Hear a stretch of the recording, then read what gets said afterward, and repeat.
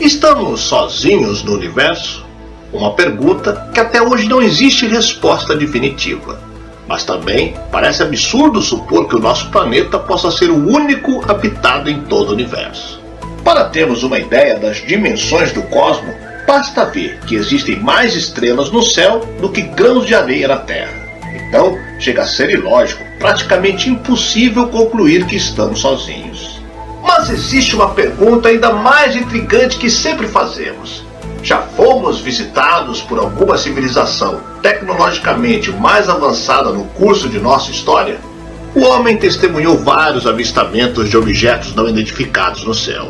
Há vários testemunhos que remontam centenas, se não milhares de anos. Depois do famoso incidente Roosevelt, a coisa se popularizou.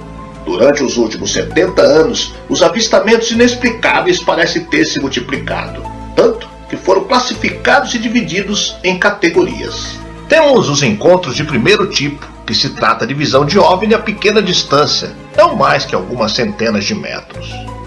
Ou os encontros do segundo tipo, que são os OVNIs que pousaram na Terra e podem ter deixado vestígios ou sinais de sua presença no solo. Já os encontros do terceiro tipo, é possível que as testemunhas observem os tripulantes do OVNI, dentro ou fora dele, sem que haja, no entanto, qualquer tipo de comunicação. Os encontros do quarto tipo ocorrem quando, além da observação dos tripulantes, há um tipo de comunicação, palavras, gestos, telepatia com estes seres. E finalmente os encontros do quinto tipo. Aqui, a pessoa é levada à borda de um OVNI. Caso seja sem a sua vontade, é chamado de abdução. Nesse caso, temos uma história ocorrida na Itália, que até hoje não há uma explicação lógica, que não seja rapto ou sequestro ou a chamada abdução. Prepare-se, porque vamos falar da abdução reptiliana, a mais assombrosa da história, o caso Pier Fortunato Zanfretta. Eu sou o Sidney Góes e você está no Placebo. Vem comigo, que no caminho eu te explico.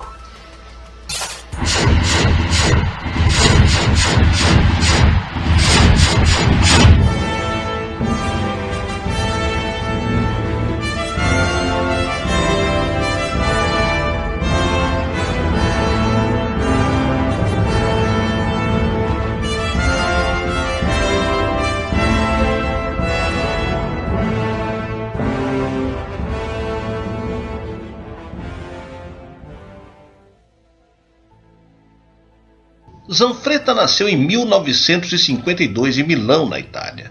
Ganhou a sua notoriedade entre os anos de 78 a 81, quando passou por 11 episódios de encontros imediatos de terceiro, quarto e até quinto tipo. Sua primeira e macabra experiência aconteceu no ano de 78, quando Pier Fortunato Zanfretta trabalhava na cooperativa no Instituto Walddesigner, em Gênova. Se dedicava principalmente a fazer rondas noturnas. Ele costumava dirigir por uma estrada conhecida e rodava cerca de 50 quilômetros toda noite. Passava pelas casas, aldeias e municípios da região e depois voltava. Ele sempre fazia a mesma rota, nunca mudava o caminho. A única vez que mudou o trajeto foi em uma noite entre os dias 6 e 7 de dezembro daquele ano. Zanfretta viaja normalmente, mas no meio do caminho decide passar por uma estrada que dá acesso ao povoado de Torrilha, local que ficava perto da casa de um famoso dentista chamado Mário Zan. Então, ao se aproximar, sua viatura começa a apresentar diversos problemas. Chegou à vila por volta da meia-noite, quando viu luzes estranhas na casa. Desceu do carro e deixou o motor e o farol alto ligado, porque estava muito escuro. Pegou a sua lanterna e subiu no muro para verificar, quando viu as luzes se mexendo e concluiu que a casa fosse alvo de ladrões. Ele entra na casa e vê as luzes se movendo novamente. Sua lanterna começa a falhar.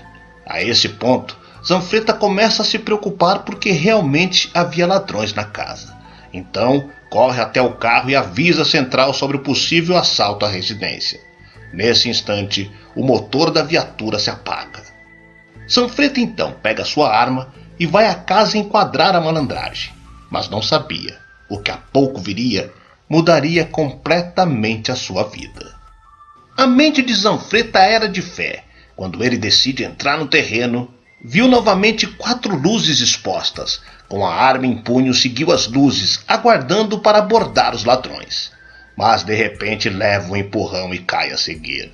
Sem saber de onde veio ou quem o empurrou, pegou a arma e a lanterna e apontou em direção, e foi iluminando. A primeira coisa que notou foram 2 pés enormes, e continuou subindo a lanterna, pouco a pouco, e notando em sua frente, lá estava algo. Algo não humano. Finalmente, quando a luz é apontada para o rosto, vê uma misteriosa entidade. Zanfreta desmaia de medo. A descrição que o guarda fará em seguida é de um ser humanoide com 3 metros de altura, pele escamosa com tons verdes, braços musculosos, 8 dedos nas mãos, no peito uma espécie de losango como um sino. Descreve ainda uma grande testa onde se via claramente veias que pulsavam. No lugar das orelhas, 3 espinhos e os olhos em forma de triângulo da cor amarela.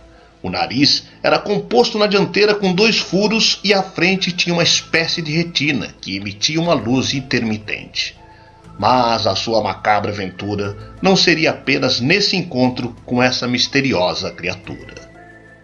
Na verdade, ele afirma que imediatamente depois ele foi levado para uma nave que estava estacionada no céu. Continuou dizendo que depois foi transportado para uma sala, deitado em uma cama de aço e teve suas roupas arrancadas. Ele estava em um maquinário estranho com 6 cilindros de vidros longos que perfuravam seu corpo. Zanfreta não sentiu nada, mas conseguia ver o sangue fluindo nos objetos de vidros. Eles entravam na máquina e depois voltavam ao seu corpo. A este ponto da história, lembra-se de ter acordado cerca de 2 horas depois, no mesmo lugar onde foi abduzido. Depois dessa experiência, Zanfreta, assombrado, correu em direção ao carro para pedir ajuda. Após alguns minutos, seus colegas chegaram e nada encontraram. Agora tudo parecia ter sido uma piada de mau gosto ou de alguém que estava cansado e fadigado com o trabalho. No dia seguinte, Zanfreta foi convocado para prestar esclarecimentos e retornou ao local, encontrando o brigadeiro e Antônio Lúcio, um velho amigo. Eles pedem para que Zanfreta conte o que aconteceu naquela noite. Ele explica tudo e novamente falaram que, na verdade, ele sofria de fadiga. Os homens vasculharam a área e encontraram uma série de grandes marcas de 50 centímetros na grama do jardim. Além disso, as marcas de uma pegada grande e reduzida a poeira. O gramado mostrava uma grande silhueta em forma de ferradura, como se um cavalo tivesse pisado ali. As evidências indicavam que, se realmente havia algo lá, ficou apoiado por muito tempo. Mas o fato surpreendente é de que Antônio Lúcio se aprofundou nas investigações e ele apurou que naquela noite, naquela hora e no mesmo lugar, 52 pessoas avistaram um enorme disco luminoso circulando o céu e depois pousando. Entre essas pessoas que viram o objeto estava até o prefeito da cidade. Mas para Zanfreta foi apenas o começo de uma odisseia de encontros que duraria 4 anos e 11 abduções. Na verdade, ele era abduzido por esses seres durante todas as noites. Chegou a passar várias horas em suas naves espaciais. Em algumas vezes, o rádio de Zanfreta ficava mudo, demonstrando que havia algo errado. O silêncio do rádio parecia muito estranho. Nesses casos, os colegas não ouviam nada do outro lado. Ficava mudo por horas. Quando iam procurá-lo, o homem sempre era encontrado em estado de choque, no mesmo local do seu último contato à rádio. E o mais estranho é que o lugar era muito frio, mas Zanfreta sempre era encontrado quente e suado. Curiosamente, a carroceria do seu carro também estava muito quente, quase pegando fogo. Zanfreta não se lembrava mais do que aconteceu. Suas memórias eram quase sempre as mesmas.